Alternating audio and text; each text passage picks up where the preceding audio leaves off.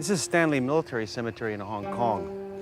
In the fall of 1941, 2,000 Canadian soldiers came here to garrison the colony.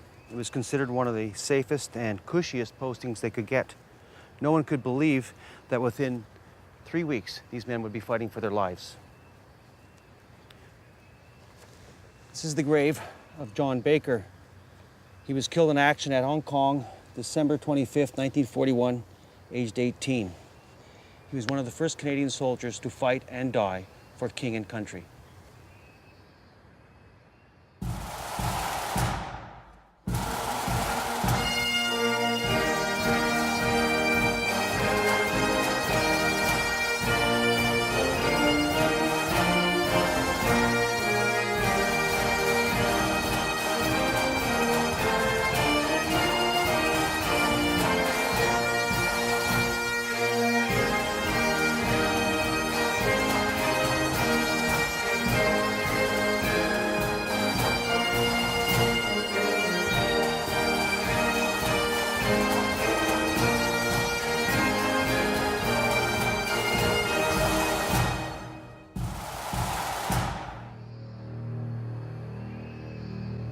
Hong Kong, a city aimed at the future.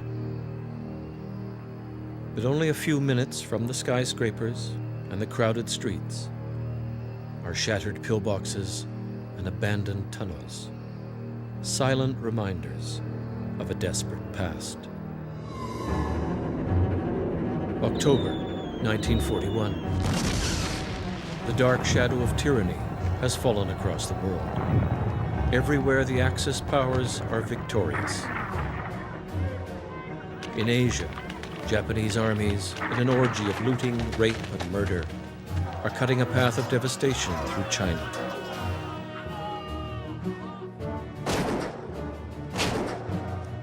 The empires of Britain and Japan are still at peace, but directly in the path of Japan's relentless march towards the immense wealth of Southeast Asia lies Britain's colony, Hong Kong.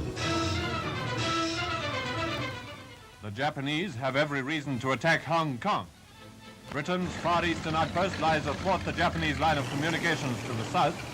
Mr. Churchill, on behalf of us all, has sent a heartening message to Hong Kong, to which the governor replied, "We intend to do our best."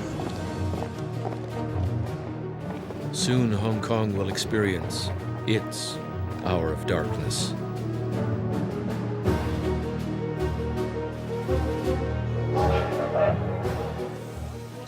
When Britain decides to reinforce its Hong Kong garrison, the Canadian government, eager to see its army in action, volunteers 2 battalions: the Winnipeg Grenadiers and the Royal Rifles of Canada, 2,000 untried troops. Daddy, let me stay out late, for tomorrow is our wedding day. Can't the baby kind of celebrate? Oh, kiss the boys goodbye.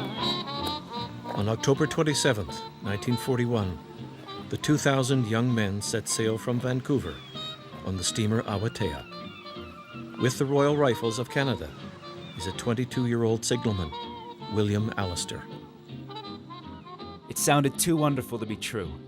A dream of glory and crazy freedoms, of breathless escapades, laughing in the face of death.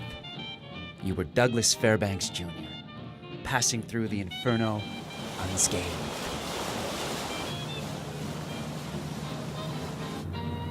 We found ourselves crammed into the bowels of the boat, several flights below deck.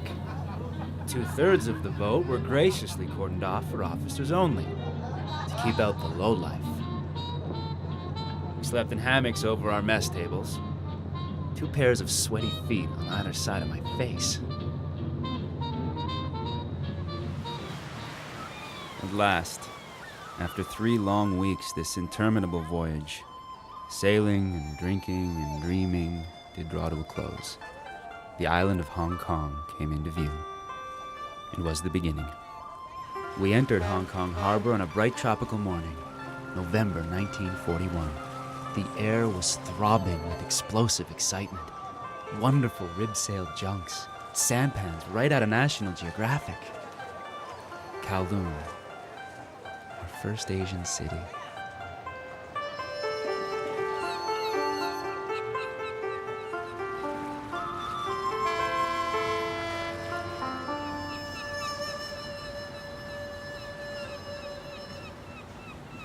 We're in Hong Kong Harbor, and you can actually see Hong Kong off to the left and Kowloon off to the right.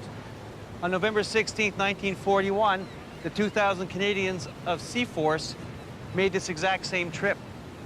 During the trip, they had been warned about the Japanese, but whatever their concerns were, they were soon forgotten by the exotic delights of Hong Kong.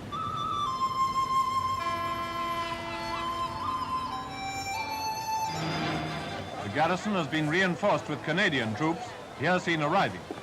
All of them are volunteers since the war began, and all of them are obviously in the highest spirits. After disembarking, they march towards the town on the way to their billets. They must have proved a very heartening sight for the mixed population.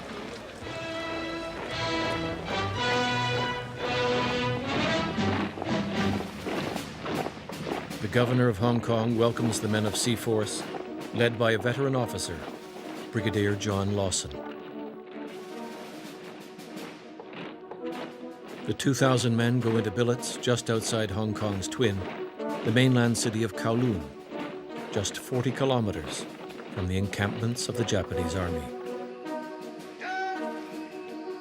But to the raw Canadian troops, the Japanese and the threat of war seem far away. The Canucks were doing the town. MPs braced themselves for a heavy night. Prostitutes were out in force. Beer poured down thirsty gullets, and volleys of uninhibited bellowing, hooting, yelling echoed over the roofs of the colony. 3 short weeks. War so far away, and life a continual party.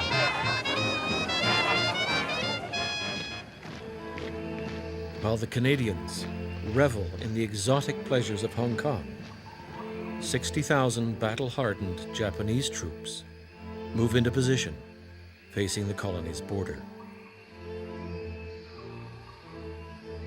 In the hills above Kowloon City, the British have built an 18-kilometer-long defensive line known as the Gin Drinkers Line. If the Japanese attack, the British estimate the line will be able to hold them off for at least 2 weeks.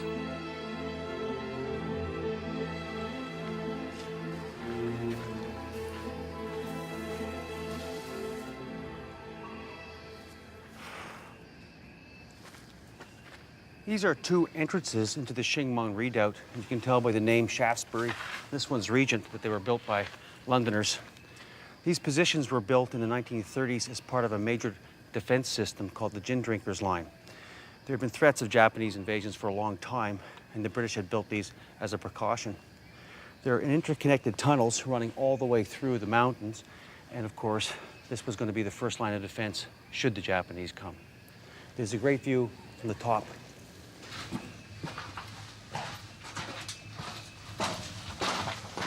The labyrinth of fortified bunkers and tunnels is designed to be defended by hundreds of men. But in December 1941, it is manned by only 45 British soldiers.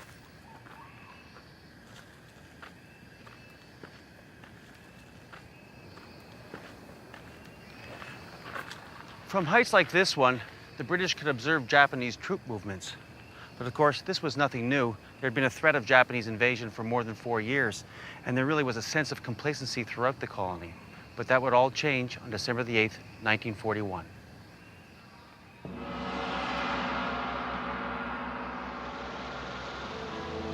December 8th, 1941. Japan attacks throughout the Pacific and Southeast Asia. Pearl Harbor, the Philippines, Malaya. And at the first light, 20,000 Japanese troops surge over the northern frontier of the colony of Hong Kong.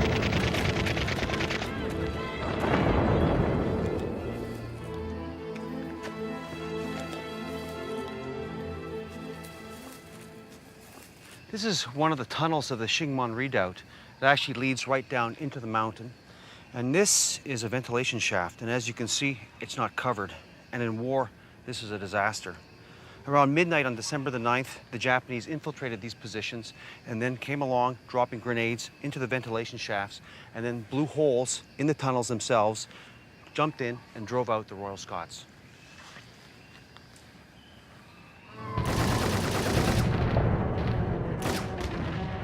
Within hours, the Japanese captured the Xingmen Redoubt, shattering the British defense line. Mass panic grips the mainland city of Kowloon. Thousands of people rush the port, desperate to cross to Hong Kong Island. Among the Canadians evacuating their barracks is William Allister. We got our equipment on 2 trucks and went roaring through the streets. Rifles cocked for snipers. People running everywhere. It was bedlam. Looters being shot all around us. One drunken police sergeant was shooting at anyone, looter or not. Good, clean fun. The shore was lined with people with no way to cross. They knew what happened when the Japs took a city. The loss of Kowloon is a huge blow, leaving Hong Kong isolated more than 1,000 kilometers behind enemy lines. Now, all that lies between the Japanese army and Hong Kong Island is a narrow channel of water and the undermanned British garrison with its 2,000 newly arrived Canadian troops.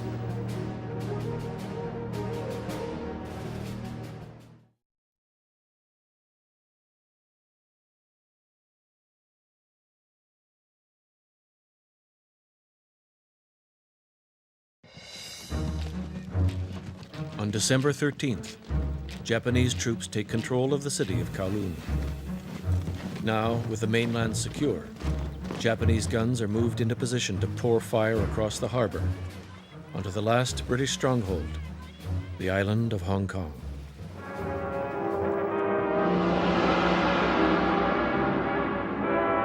Nippon slings down the gauntlet. The army attacks Hong Kong, the base of Jam Bull's predatory action in East Asia for a century. In accordance with Bushido, Nippon demands surrender, but the British refuse. The siege of Hong Kong begins.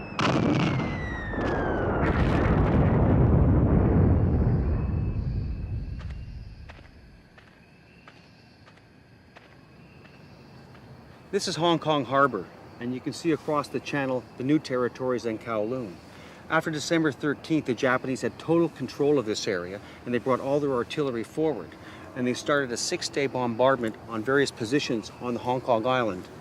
They managed to set alight the oil storage tanks and a number of factories, and by December 18th, this whole area was shrouded in smoke.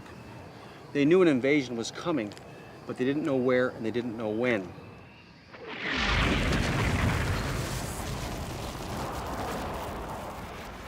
Observing the bombardment from the heights overlooking the harbor and taking shelter in a pillbox is signaller William Allister. The whole area from the harbor straight up to the Wong Ni Chong Gap was devastated with a deadly and incessant shelling. It seemed about to blow our measly little pillboxes to smithereens. We lay on the floor waiting for shells to land. Our pitiful pillbox walls seemed paper thin. We listened to the artillery. Here they come. The first sickening whoosh of air hissing death. Stop. Let me live. With shaking fingers, Demont passed me a cigarette. He forced a sickly smile. Time, he said, goes so fast when you're having fun. Repairing telephone lines damaged by Japanese shells is Montrealer George Blackie Verreau. We are all on Hong Kong Island now. We were told that we can hold our position for some 100 days. This darn artillery keeps hammering at us. They're preparing a surprise for us. Only one direct hit to make me a has-been. Just the same, we hang in. The Japs are now half a mile away with only the water separating us. By December 13th, the Japanese had total control of the mainland, and in fact, this was their front line. The only thing between them and Hong Kong Island, of course, was the channel. The Japanese decided to make an attempt, or a gamble, on the night of December 18th, 1941. And in small boats, they came across the Limong Passage, which is here, only 500 meters wide, and they completely took the Allies by surprise.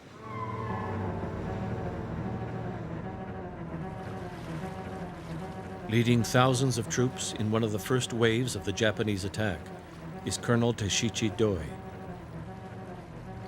It was a spectacular and grim crossing. Time and again the water was lighted as brilliantly as broad daylight by the fire of burning heavy oil in the storage tanks on the opposite shore. Streams of enemy machine gun fire from the opposite shore slowed the boats. The only alternative under the circumstances was for the men reaching the shore on the same assault boat to charge into the immediate enemy and move inland as fast as we could. This, our soldiers did. One of the frontline Canadian soldiers trying to hold off the massive Japanese assault is a 20-year-old rifleman, Sidney Skelton, of the Royal Rifles of Canada. Men in khaki jackets, breeches and puttees, helmets bearing the single star, long bayonets, automatic weapons. Some of them threw themselves on the barbed wire while others streamed over the human bridges. We were on the high ground and we really peppered them. My bren was hot, but they kept coming. I thought, Jesus, there's no end to them. Within hours, in desperate fighting, the Japanese cut through the first lines of defense. The Japanese plan is to seize the hills in the northeast corner of the island, Saiwan Hill, Mount Butler, and Mount Parker, and plunge into the Wong Ni Chong Gap, the narrow valley that divides the island in two. The success of the Japanese invasion depended on them seizing the heights here at Saiwan and Mount Parker over there. And this they did very, very quickly. Now, the Allies, to have any chance at all in this battle, had to push them off. And it was during these counterattacks that the 1st Canadians of the Royal Regiment of Canada were killed in action here at Saiwan.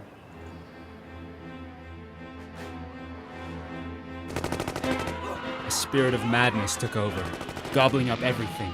Earth, bodies, guns. My friend Tommy Marsh fought desperately in the hills behind our pillboxes, where platoons were being slaughtered. Caught a bullet through his throat and jaw, and was blown up by shell fire. As the Canadians fight to recapture the hills, the Japanese push inland, heading for the Wong Ni Chong Gap. Coming to the aid of wounded Canadians is a 20-year-old rifleman with the Royal Rifles of Canada, Alfred Babin. When the Japanese first came, and that's when I started to drive an ambulance. We had several casualties that needed the attention of the main hospital, so there were 4 of them that they put on stretchers and put it in the ambulance I was driving. I went around a curve and the ambulance was fired upon, and the windshield was shattered. So I decided to check on the people in the vehicle and see how they were. The bullets, when they hit the cab, they slowed down and they ricocheted around the inside of the cab. And one fellow, I guess it went just underneath his nose. He passed on, I guess, because of the excessive bleeding. Because I couldn't do anything at the time. The problem was to get out of there. The speed of the Japanese advance surprises Hong Kong's high command. It's been only 12 hours since the Japanese invaded the island, and in that short time, they have seized the heights in the northeast of the island and are now poised to capture the Wong Ni Chong Gap and cut the island of Hong Kong in two.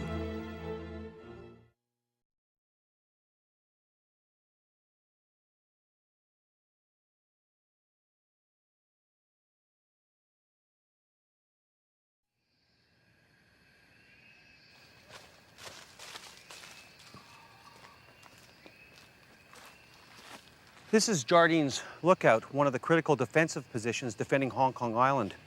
After the Japanese landing, the Japanese had come inland so quickly that although this was a secondary position, it was already coming under attack. Up here we have one of the bunkers used to defend the lookout. This one obviously saw a lot of action. You can actually see the bullet holes in this area here, and you can see at the top, for example, how intact this one is, because there's the observation tower, and you can actually see the ventilation shafts in here. They would have been manned by probably 15 to 20 men with machine guns, and these were crucial to stopping the Japanese as they invaded.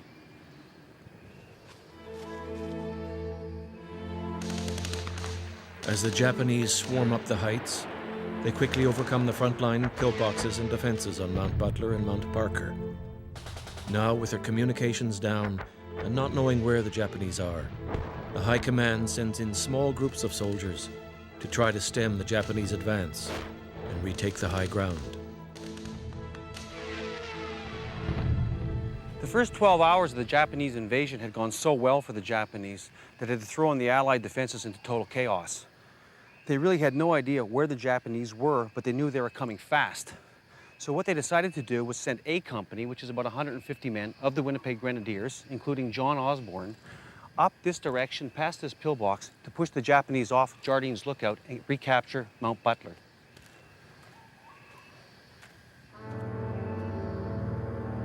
Leading A Company in the attack is one of Seaforce's few experienced soldiers, a 42-year-old veteran of World War I and a father of two from Winnipeg, Company Sergeant Major John Osborne. Moving through the jungle with Osborne's company is 19-year-old Private Cliff Matthews. I saw a Japanese soldier about 150 yards away creeping through the long grass towards us. I shot him. Seconds later, a bullet struck me, entering near my left collarbone and exiting out the back of my shoulder, effectively paralyzing my left arm. A Company's counterattack took place over here on Jardine's Lookout, and they very quickly drove the Japanese off these heights here and advanced down the hill towards Mount Butler over there. When they reached Mount Butler, they were attacked by a large Japanese force, and they were forced to retreat. And as you can see by the terrain, it's very cut and very rough, and they're broken into small groups as they tried to make their way back up to Jardine's Lookout. On these little spurs here, they put up a very strong defensive fight, and it was here that Company Sergeant Major John Osborne won his Victoria Cross, over there. All of a sudden, Japs appeared and an officer started waving his sword at us, implying that we should surrender. Stan Stodge responded by shooting and killing the Japanese officer. A barrage of grenades and mortars followed. Sergeant Major Osborne was about 20 feet away from me. I saw something land near. I dropped to the ground and covered my head. The explosion lifted me right off the ground. When I looked up, Osborne was gone, but the guys farther up the hill said that he had thrown himself on the mortar, probably saving my life.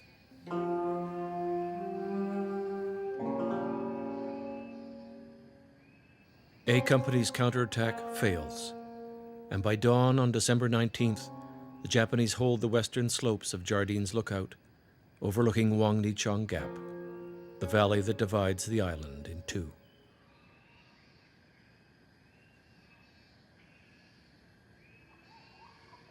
This is the Wang Nichong Gap. It's really a valley between Mount Nicholson on the west and Jardine's Lookout on the east.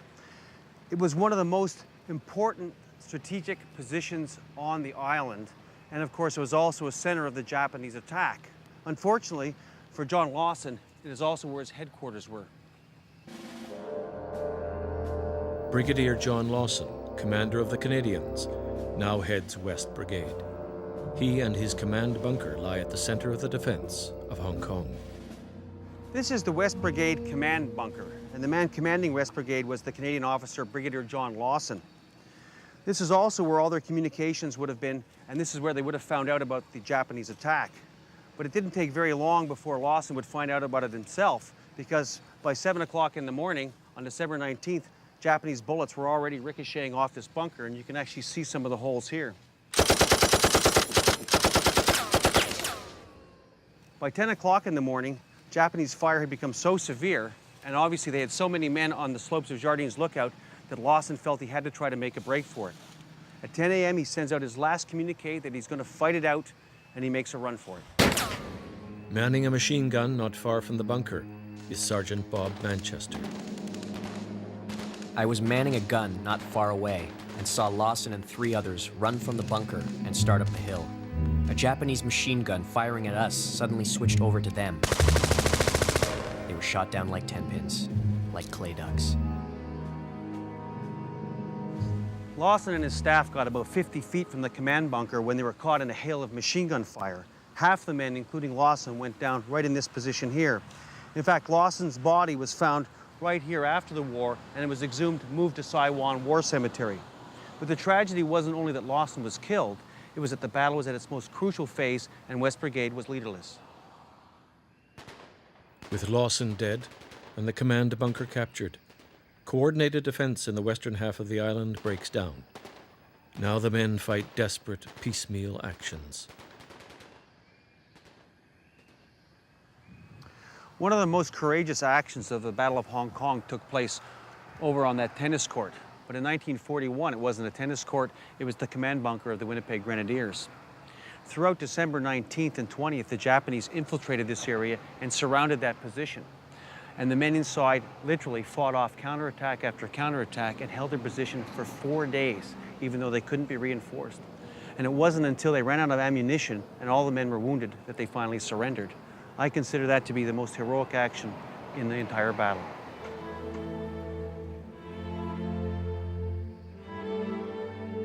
Small units are ordered to attack over Mount Nicholson and to try to relieve the men surrounded by the enemy and trapped in the Wong Ni Chong Gap. Sergeant Ed Shaler of the Winnipeg Grenadiers is with them. We knew they were in trouble, but what we didn't know was that they'd been virtually wiped out. Grenades were landing all around us, and bullets. The Japanese were sometimes about 50 feet away. One of them came running at me with a sword, waving it in the air, which was a pretty stupid thing to do. The Japanese with the sword didn't get very far. There was no quarter given and none expected. We never did get anywhere near the men in the Wong Ni Chong Gap. As small, scattered groups of troops plunge into separate fights in the hills, trying to relieve the Wong Ni Chong Gap, dozens are killed and scores taken prisoner.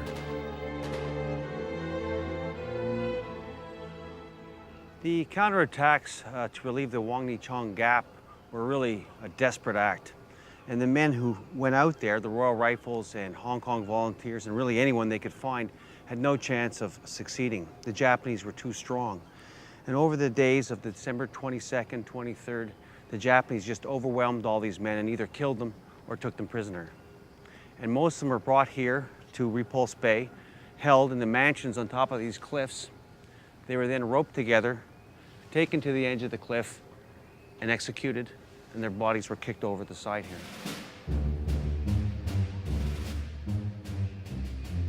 Captured in the fighting above the Wong Ni Chong Gap is Corporal Bud Dix. When they took us prisoner, I was trying to figure out which I preferred, to be shot or have my head cut off. The officer stood beside us with a sword ready to come down. With that, we threw ourselves over the cliff. They opened up on us from above. In falling, I smashed my face on a rock and lost consciousness. When I woke, I thought I was dead. But I found out, you don't die that easily. As the counterattacks fail, the Japanese advance continues, and they split the island in two, with some forces heading south towards the Stanley Peninsula, while others swing west towards the city of Victoria. In only 3 weeks, the exotic Golden Island of Hong Kong, to which the young, fresh-faced Canadians sailed, has become a desperate and chaotic battlefield. Royal Rifle Signalman, Montrealer George Farreau. Christ, what noise. More bombs. We're trapped like rats. We've been told that the Japs do not take prisoners. I feel sad. I will never see good old Montreal again. Still, it seems so stupid to die this way. The enemy is closing in. The stinking rats got 2 of my buddies. Sharp, Fairley, Orvet died. All 3 recently married. 3 more young widows in Canada.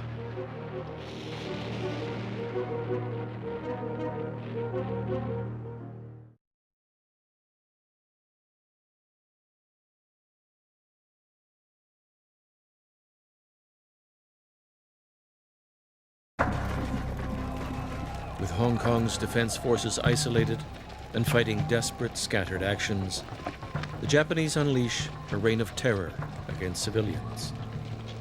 52-year-old civil servant, Mai Jo-heng.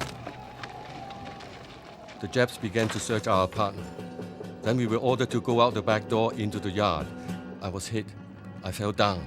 I decided to lie still. I lay there all night, pretending I was dead. The next morning, I heard women crying, and I saw over 30 bodies of Chinese who had been murdered lying in the yard. Of the 9 men who had been in my apartment, I was the only survivor. As the fight continues in the west of the island, the Japanese push south towards Fort Stanley on Stanley Peninsula. On Christmas Day, they reach St. Stephen's Hospital. At the hospital, overflowing with wounded, doctors and nurses wait for the Japanese to arrive. With them is 20-year-old orderly Alfred Babin. More than 60 years later, Alfred Babin returns to St. Stephen's. Well, there's a lot of confusion. Nobody knows what to do or what to expect. And we were told that the Japanese didn't take prisoners. And they, with rifle butt, they banged on the door. And when it was opened by Colonel Black, he kind of resisted. He didn't want them to come into the hospital. And he explained to them that, or he tried to explain to them that it was strictly a hospital, but they didn't pay any attention. They just shot him.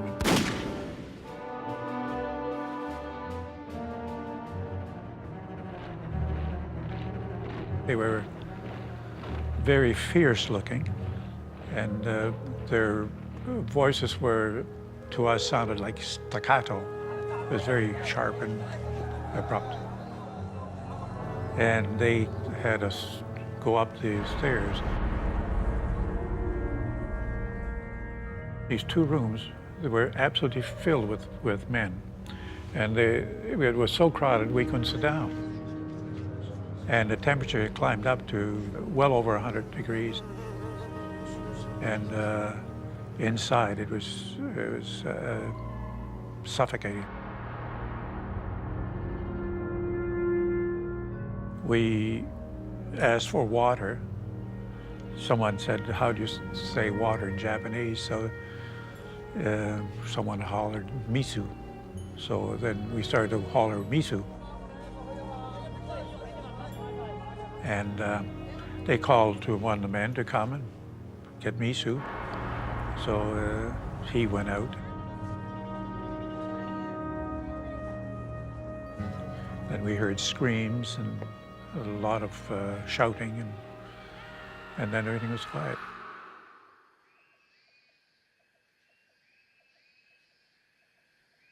Japanese soldiers continue to rampage through the hospital, torturing, raping, and murdering. Not even the wounded are spared. 20-year-old Sidney Skelton is about to be operated on for machine gun wounds. I'd been waiting for surgery when the Japs took the hospital, and I had been given some pre-operative anesthetic, and I was pretty groggy. But certain things you never forget. Japs stormed the hospital, throwing grenades and bayoneting the wounded. I rolled under my bed and lay as still as I could. A Jap turned me over and kicked me in the face and tore off my bandages. I didn't move or make a sound. The guy must have thought I was dead and just took off. I heard screams coming from outside. Terrible screams I can still hear in my head. We found out after we were released what had happened. When they opened the doors and let us out. And of course we had, the bodies of the people were in their beds, and they had been killed. And there was one body face down the stairs, had been mutilated, eyeballs taken out, so on. And there was a stench of blood really in the air that was terrible, sweet, sickening. About 100 feet from the hospital, we built a huge fire, and then we were told to go around and collect whatever bodies were around. I can't tell you how many, but I know there were a lot of them. So we took them and threw them on the fire. Kind of an eerie thing was when they hit the fire, the air would be blown out of their lungs and their vocal cords would make a noise, so they'd go, mm. And at first the other person thought they were still alive.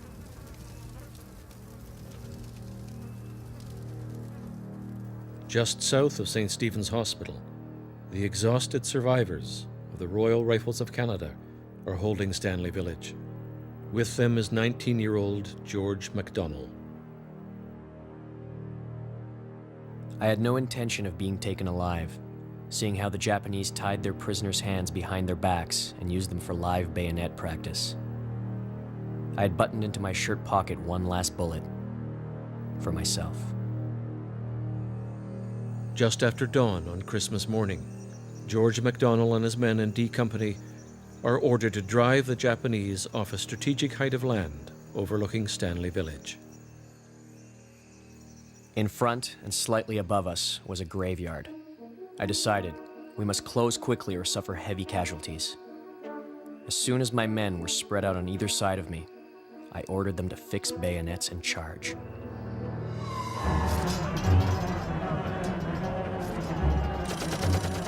Within seconds, we were upon the enemy in the graveyard, firing our shoulder-slung Bren guns from the hip. A confused and bloody melee of hand-to-hand fighting with bayonets then took place.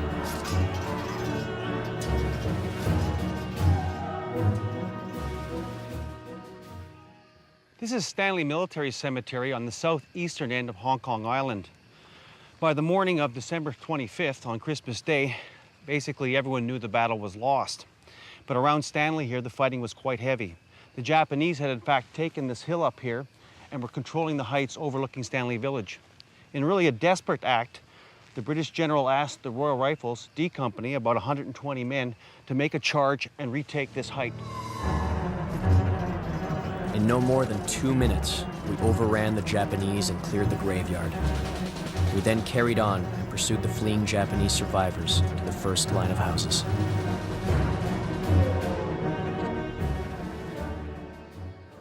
The Canadians literally broke through the windows to get into the bungalow and to get at the Japanese. And of course, this bungalow had been fought over for about 24 hours and was full of dead and wounded. And the Canadians, using the bayonet and hand-to-hand fighting, captured this bungalow. The problem then was that the Japanese started to counterattack. And the reality was the Canadians had no reinforcements. There's only about 10 or 12 guys who were left because they've all been shot down in the cemetery. And they had to evacuate and get back to the cemetery for their own safety. They held that line until the mid-afternoon when a staff car showed up and 2 British officers got out and announced that Hong Kong had been surrendered. And the Battle of Hong Kong was now over.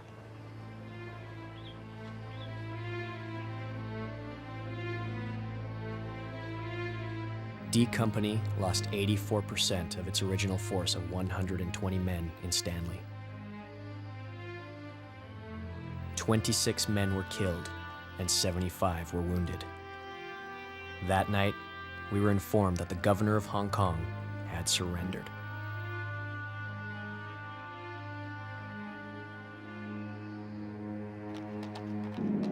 After 18 days of vicious fighting, the island of Hong Kong is completely controlled by the Japanese Imperial Army. With thousands of Indian, local, and British troops, 1,600 Canadians are taken prisoner by the Japanese.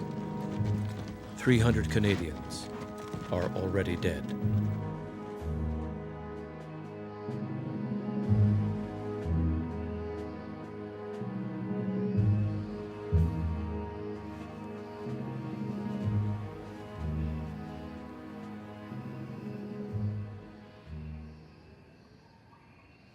One of my friends I burned was a person by the name of Bill Fallow.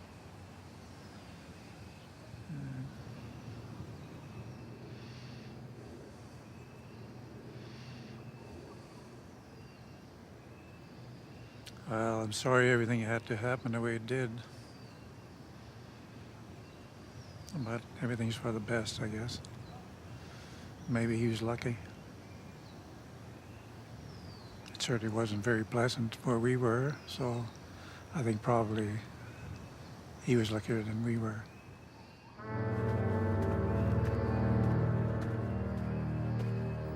Over 1,400 Canadians are shipped to Japan, where for the rest of the war, they will be used as slave labor.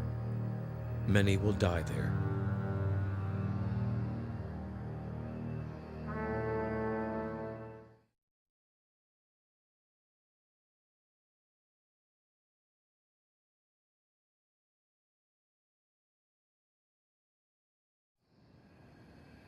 In their first battle at Hong Kong, 2,000 young Canadian volunteers were swept up in a disastrous defeat. The Nippon forces complete the occupation of entire Hong Kong, no longer able to resist the British surrender on Christmas Day, December 25, 1941. Banzai! Banzai!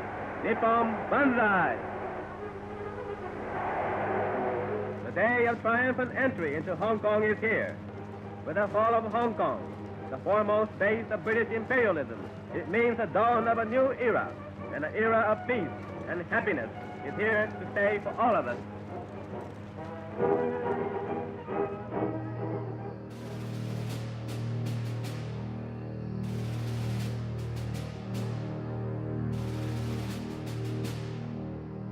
This is the Sai Wan Memorial, and it commemorates more than 2,000 men who died in the defense of Hong Kong or died later in captivity and have no known grave. There are 228 Canadians on this monument, and they're named just over here. There are more than 100 men of the Royal Rifles commemorated on this panel. In fact, 3/4 of the men killed in the Battle of Hong Kong have no known grave. And of course, some of the names you can recognize.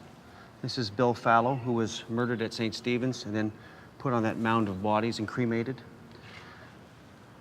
The Winnipeg Grenadiers panel has 114 names, and near the top you have John Osborne, VC. He was awarded as VC for Jardine's Lookout.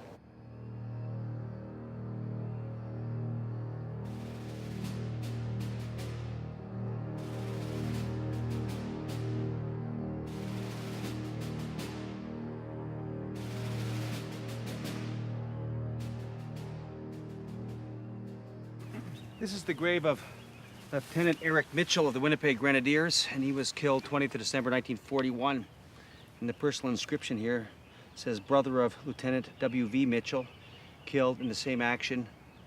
In their death, they were not divided. Him and his brother were captured by the Japanese on Mount Butler, taken back to an area just in behind us here near Saiwan, and both were then executed.